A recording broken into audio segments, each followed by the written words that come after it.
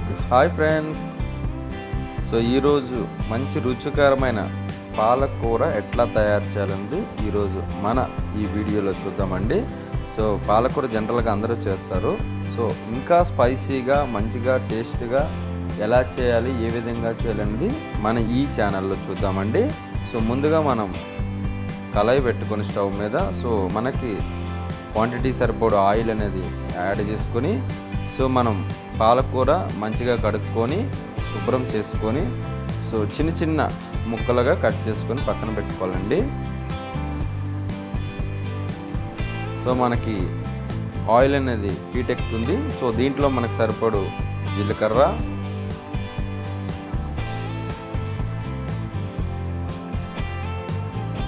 ఆవాలు,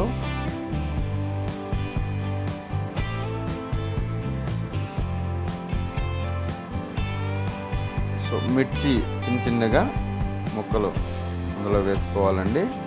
2 మిర్చి చిన్న చిన్నగా మనం ఆనియన్స్ అనేది ముక్కలుగా కట్ చేసుకొని వేసుకోవాలండి.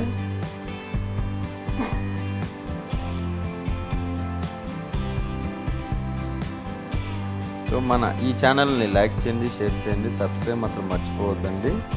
సో జనరల్గా పాలకూర అనేది చాలా హెల్త్కి మంచిది అంటారు కదా. సో మనం రోజువారీలో మనం ఈ పాలకూర అనేది వీక్లీ వన్స్ 2 టైమ్స్ అయినా మనం కుకింగ్ అనేది చేసుకోవాలండి. సో వెల్లుల్లి మనం బాగా దంచి వేసుకోవాలి. మొత్తం బాగా వేగేటట్లుగా కలుపుకోవాలండి.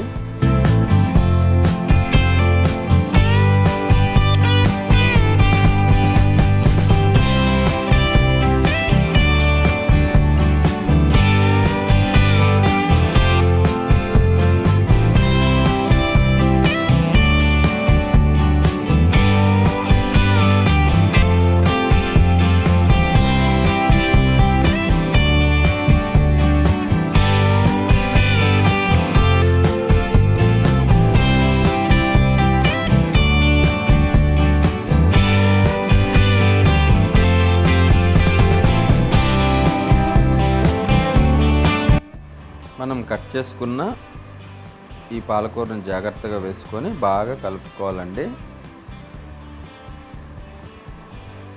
సో ఇది మనకి దగ్గరగా నీట్గా కలుపుకొని సో పెసరపప్పు అనేది యాడ్ చేసుకుంటామండి. మూంగ్ దాల్ పెసరపప్పు వేసుకుంటే చాలా టేస్టీగా ఉంటుంది కర్రీ అనేది. చాలా బాగా కలుపుకోవాలి నీట్గా. సో ఇలా కలుపుకున్న తర్వాత ఒక బౌల్ తీసుకొని దానిపైన మూత అనేది పెట్టుకొని సో బాగా మగ్గేనంత వరకు మనం గ్యాస్ని సిమ్లో పెట్టుకుంటే సరిపోతుందండి. కర్రీ బాగా మగ్గినాక బాగా కలుపుకోవాలండి. సో ఆ వాటర్ అనేది డ్రై అయ్యేటట్లుగా బాగా మగ్గాలి కర్రీ అనేది.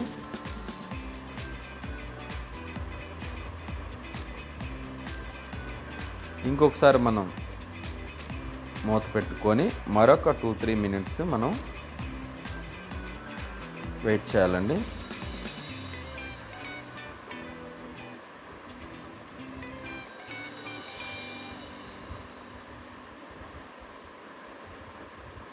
సో ఈ విధంగా మగ్గిన తర్వాత మళ్ళీ ఇంకొకసారి మనం బాగా చుట్టుపక్కల బాగా కలుపుకోవాలండి. సో వాటర్ అనేది పోయిన తర్వాత మనం కొంచెం గరం మసాలా అనేది యాడ్ చేసుకుంటే సరిపోతుంది. సో బాగా కలుపుకోవాలి.